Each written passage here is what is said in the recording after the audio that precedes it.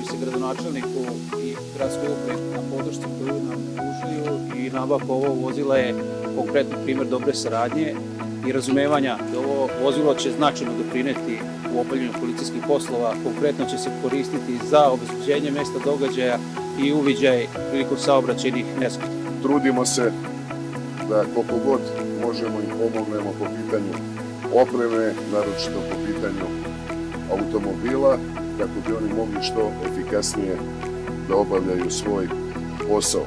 Vrednost vozila je 3.490.000 dinara. Sredstva se obezbeđena iz fonda grada za unapređenje bezbednosti saobraćaja.